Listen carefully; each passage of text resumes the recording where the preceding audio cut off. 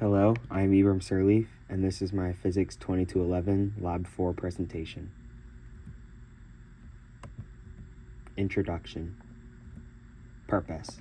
The purpose of this lab was to compare actual energies of an object based on its motion using tracker to a model obtained using VPython calculations.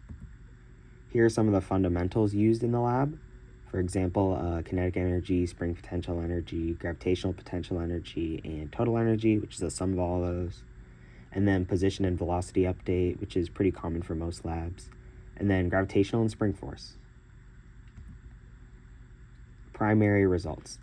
The main results for this lab was that the data in VPython for the y direction had less of an amplitude, but in all other directions it was nearly identical. Models.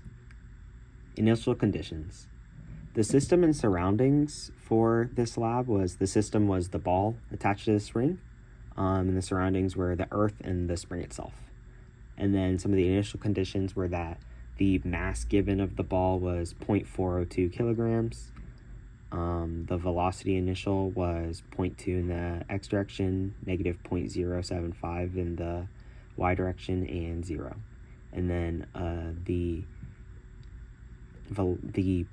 initial position was 0.117 in the x direction, negative 0.791 in the y direction, and then again 0 in the z direction meters. And then the spring constant was 6.83, and the initial length of the spring was 0.123 meters.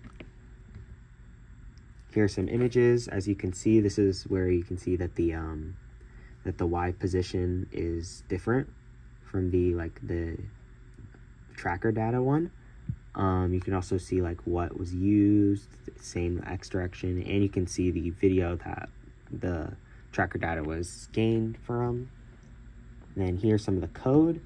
You can see some things like, for example, the energy calculations, the force calculations, the position and velocity update calculations, and then some of the initial things like mass, gravitational constant, spring constant, and the relaxed length of the spring. Discussion.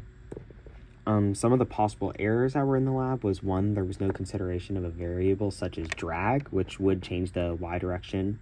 The mass may be different from the actual mass of the ball. The mass given was maybe different from the actual mass, which may lead to discrepancies between the actual and experimental y position. And finally, gravitational potential energy is simplified. While this isn't a huge impact, it technically leads to a slight discrepancy. Discussion. In this lab, concepts like gravitational potential, spring potential, and kinetic energy were explored, as well as the relationship between them and an object's total motion. Ultimately, we found that gravitational potential energy increased as spring potential energy decreased, and vice versa. Also, the total energy, when considering both a system and its surroundings, should always equal 0. Some questions from the lab were, for your model system, is the energy principle satisfied? Justify your answer by discussing briefly your plots of energy changes. Yes, the spring and gravitational potential energy are inversely proportional, while kinetic energy increases and decreases, and the total change in energy, however, is constant. Using data explored in Tracker, make 2 estimates of oscillation periods, first by estimating the period from the y position and from the x position. Compare the 2 estimates and discuss. According to this comparison, as the y and x position are similar in timing but different in their amplitudes. Conclusion. The conclusion for this lab is that the VPython data is slightly different from tracker data. This discrepancy is most likely caused by not considering drag and differences between the experimental and actual mass of the object. The end.